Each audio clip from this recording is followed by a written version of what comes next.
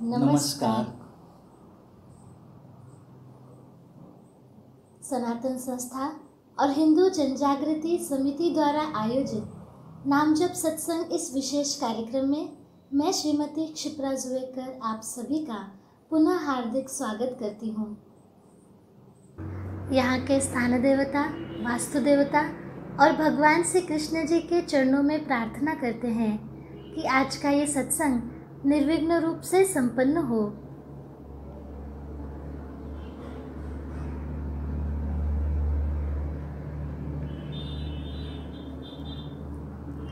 आज के सत्संग में हम देवता पूजन में पुष्प का महत्व ये समझ कर लेंगे और इसके विषय में सनातन संस्था के धर्म प्रचारक संत सद्गुरु नंद कुमार जादव जी हमारा मार्गदर्शन करेंगे।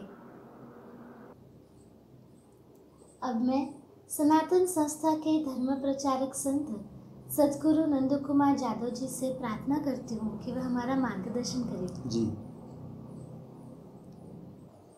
मैं भगवान श्री कृष्ण जी के चरणों में वंदन करता हूँ।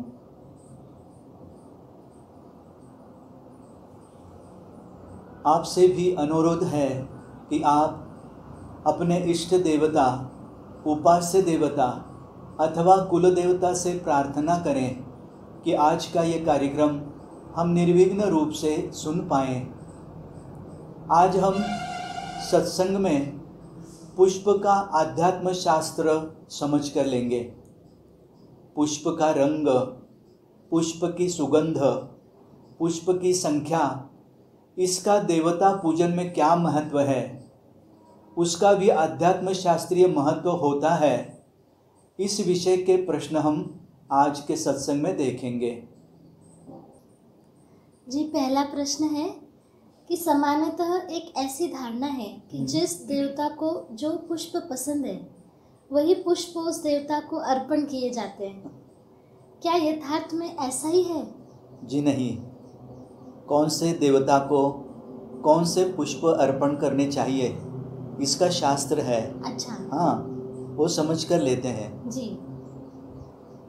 देवताओं का मन नहीं होता, इसलिए रुचि अथवा अरुचि का संस्कार उन पर लागू नहीं होता। भक्ति योग के अनुसार भक्त ये सोचता है कि गणेश जी को लाल पुष्प चढ़ाना चाहिए अथवा शिव जी को शुभ्र रंग का पुष्प चढ़ाना चाहिए क्योंकि उनको वो पसंद है। परंतु आध्यात्म शास्त्र के अनुसार विशिष्ट पुष्प का विशिष्ट रंग होता है तथा विशिष्ट प्रकार की सुगंध भी होती है। सूक्ष्म स्तर पर इन पुष्पों के रंग कणों में और गंध कणों में विशिष्ट देवताओं के तत्व अधिक मात्रा में आकृष्ट करने की क्षमता होती है, जिससे पूजक को उस देवता का तत्व अधिक मात्रा में लाभ हो सके। इस कारण विशिष्ट पुष्प विशिष्ट देवता को अर्पण किए जाते हैं, न कि देवता को पसंद है इसलिए।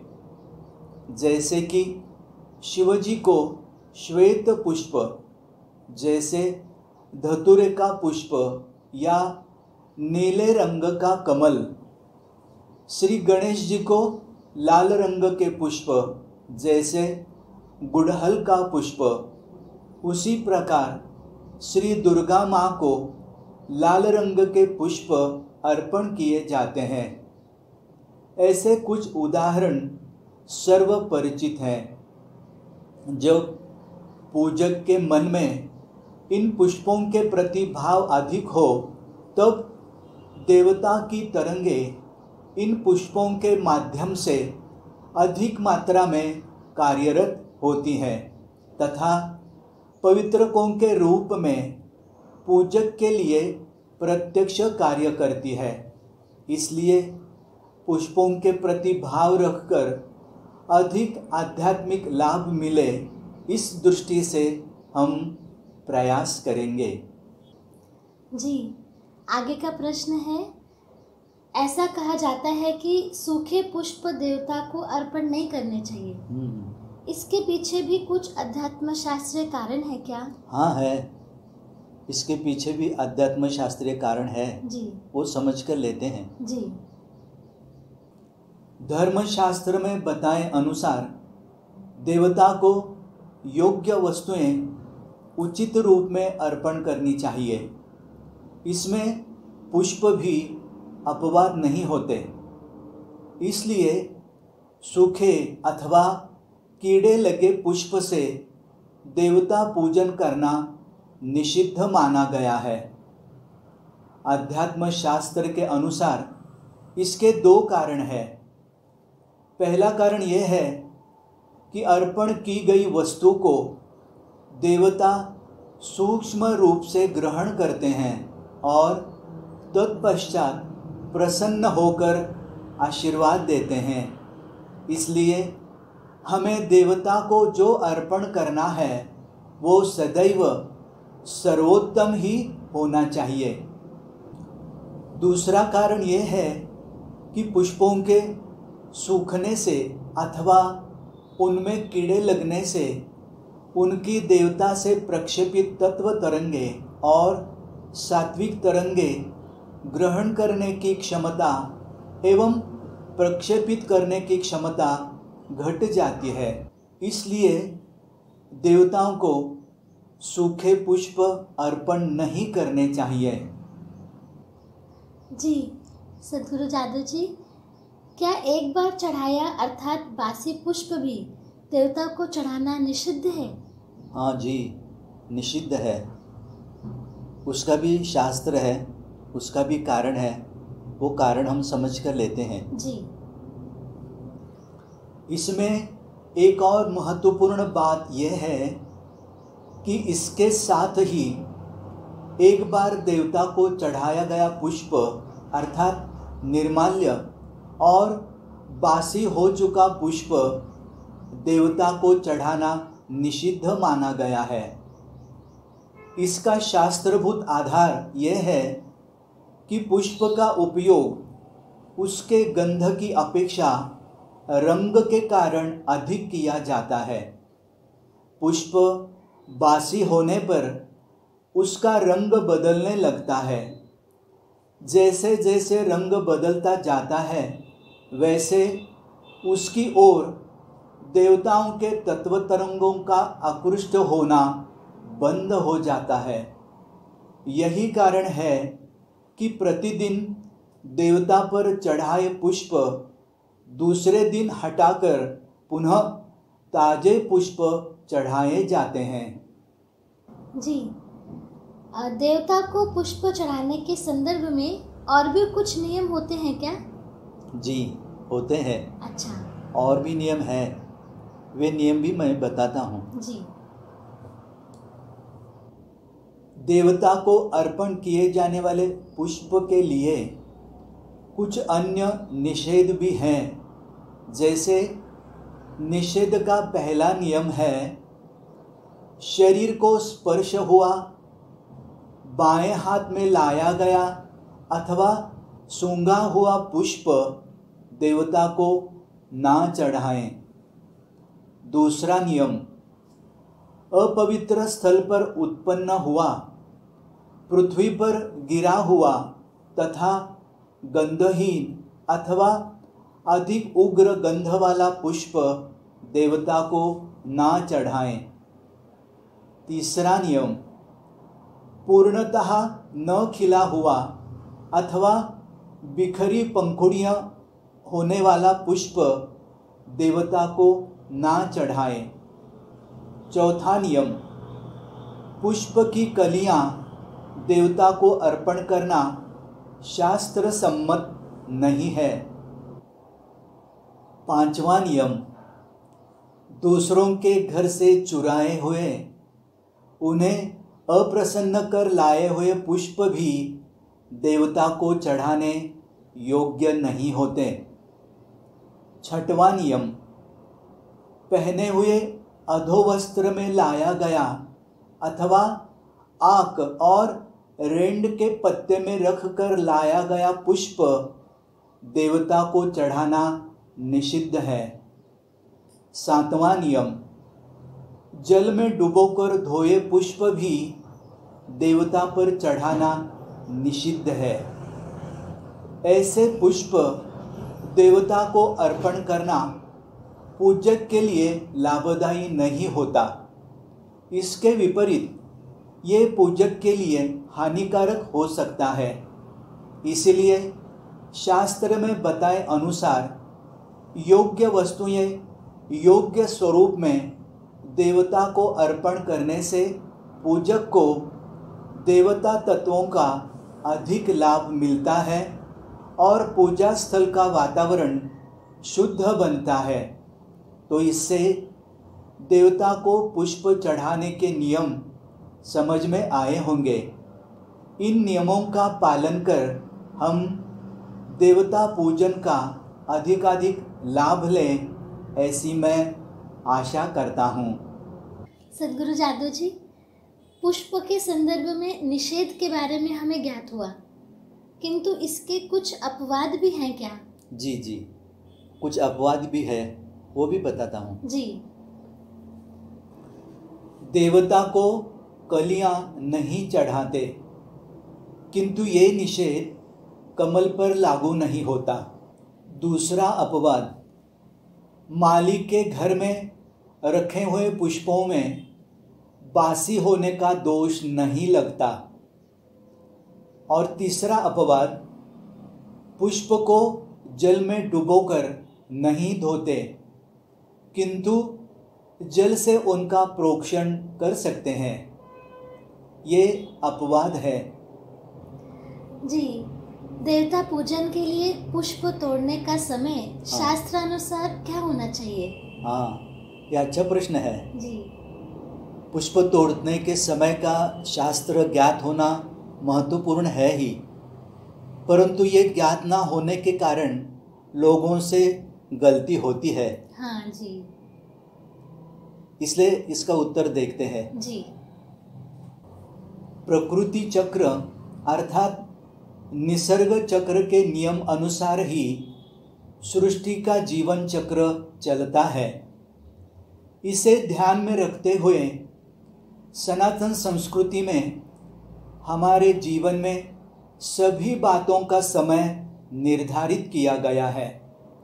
वैसे ही देवता पूजन के लिए पुष्प तोड़ने का समय भी शास्त्रानुसार निर्धारित किया गया है।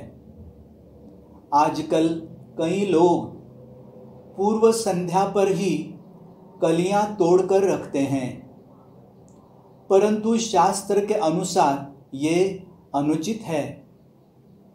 शास्त्र के अनुसार सूर्यास्त के उपरांत कलियां नहीं तोड़ना चाहिए, क्योंकि ब्राह्म मुहूर्त पर देवताओं के पवित्रक पृथ्वी पर अधिक मात्रा में प्रक्षेपित होते हैं।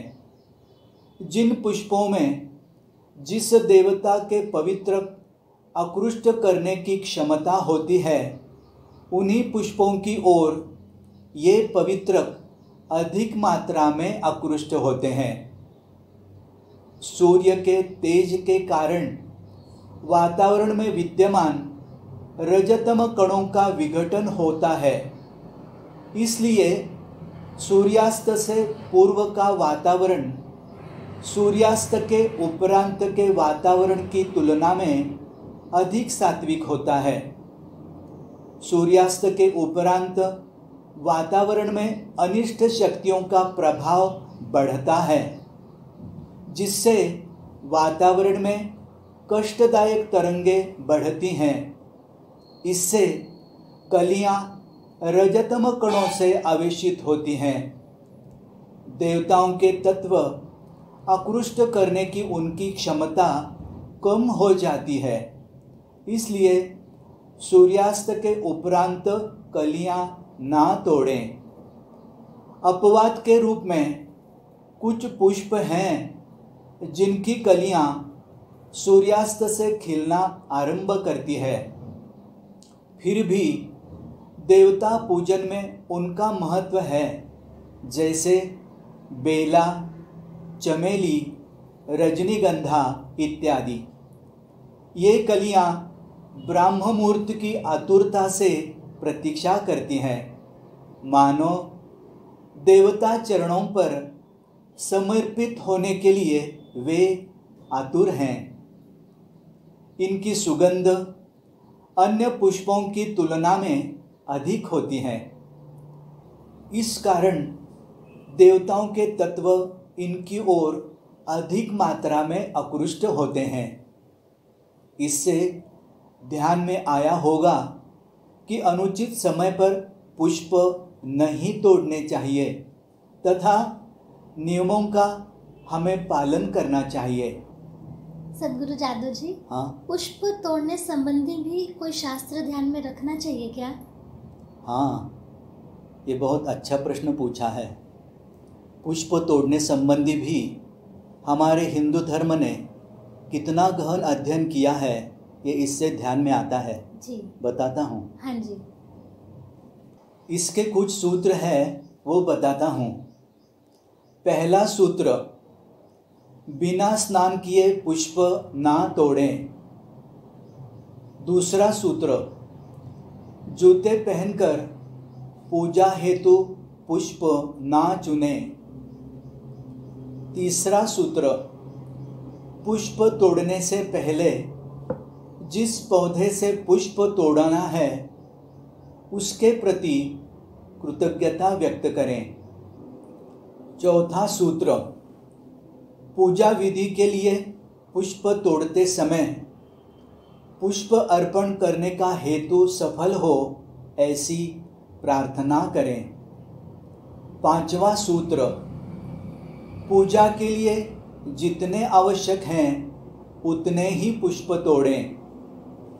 छठवां सूत्र, अपने इष्ट देवता का नाम जप करते हुए पुष्प तोड़ें। इन सूत्रों से हिंदू धर्म की गहनता भी ध्यान में आती है। जी, बहुत अच्छे सूत्र सीखने मिले। तो क्या आप अलग अलग देवताओं को अलग अलग प्रकार के फूल चढ़ाने के पीछे कोई अध्यात्म शास्त्रीय कारण है? जी, इसका भी अध्यात्म शास्त्रीय कारण है, वो बताता हूँ। जी। शास्त्र बताता है कि विशिष्ट देवता को विशिष्ट पुष्प विशिष्ट संख्या में अर्पण करने चाहिए। जैसे श्री दुर्गा देवी को मोगरे के 1 अथवा 9 पुष्प अर्पण करें। श्री शिवजी को रजनीगंधा के 10 पुष्प अर्पण करें। श्री राम जी को जाही के 4 पुष्प अर्पण करें। हनुमान जी को चमेली के 5 पुष्प अर्पण करें तथा श्री कृष्ण को कृष्ण कमल के 3 पुष्प अर्पण करें। इससे हमारे धर्म की महानता ध्यान में आती है। ये सभी नियम ईश्वर ने बनाए हैं, इसलिए हमें ईश्वर की चरणों में सदैव कृतज्ञ ही रहना चाहिए। अब तक हमने पूजा सामग्री में ये महत्वपूर्ण घटक पुष्प के बारे में जानकारी ली है। इस सत्संग में जिन मुद्दों से हम अवगत हुए, आशा है पूजा करते समय उन पर अवश्य ध्यान देंगे और देवता पूजन उचित पद्धति से कर आध्यात्मिक लाभ उठाने का प्रयास करेंगे। अब हम नामजप की प्रत्यक्ष कृति करेंगे। विज्ञान में तात्विक अर्थात थ्योरी के लिए अधिक अंक और प्रैक्टिकल अर्थात कृति के लिए कम अंक होते हैं, लेकिन अध्यात्म में तात्विक भाग को केवल 2% ही महत्व होता है और प्रत्यक्ष कृति अर्थात साधना के लिए 98% महत्व होता है। तो आइए हम भी इसी का अनुभव लेने का प्रयास करते हैं। अब हम नामजप की प्रत्यक्ष कृति करेंगे। नामजप करते समय अधिकांशतः मन में विचार आते हैं। मन का आलंबन अर्थात मन किसी सूत्र पर एकाग्र करने से विचार कम होते हैं और मन की एकाग्रता शीघ्र ही साध्य होती है। आप भी नामजप करते समय भगवान श्री कृष्ण के छायाचित्र की ओर देखकर नामजप करते हैं तो नामजप अच्छा ही होगा। नामजप करते समय मन को कैसे लगा इसका निरीक्षण करने का प्रयास करें।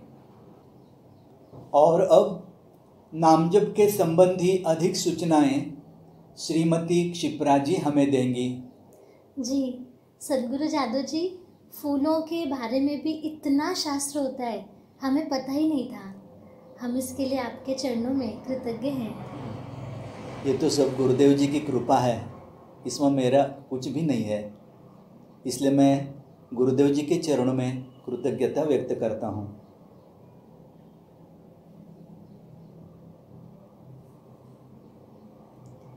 अब हम श्री कृष्ण जी का नाम जप ऑडियो के द्वारा लगाएंगे। इस ऑडियो की विशेषता है, सनातन संस्था की संत श्री चित्तशक्ति श्रीमती अंजलि गाडगिल जी ने ये सात्विक जप का उच्चारण किया है।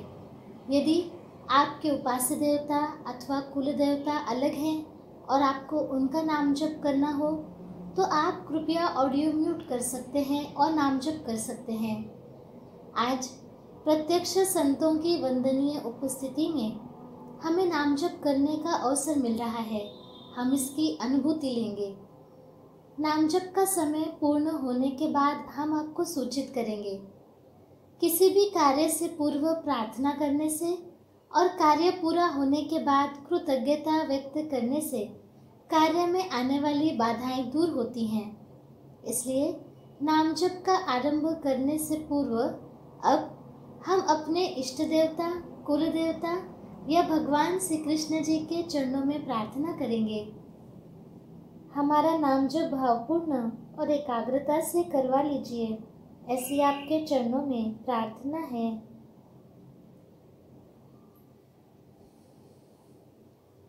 और अब हम प्रत्यक्ष नाम जप को आरंभ करेंगे। ओम नमो भगवते वासुदेवाय। ओम नमो भगवते वासुदेवाय। ओम नमो भगवते वासुदेवाय। ओम नमो भगवते वासुदेवाय। ओम नमो भगवते वासुदेवाय। ओम नमो भगवते वासुदेवाय। ओम नमो भगवते वासुदेवाय। ओम नमो भगवते वासुदेवाय। ओम नमो भगवते वासुदेवाय। ओम नमो भगवते वासुदेवाय।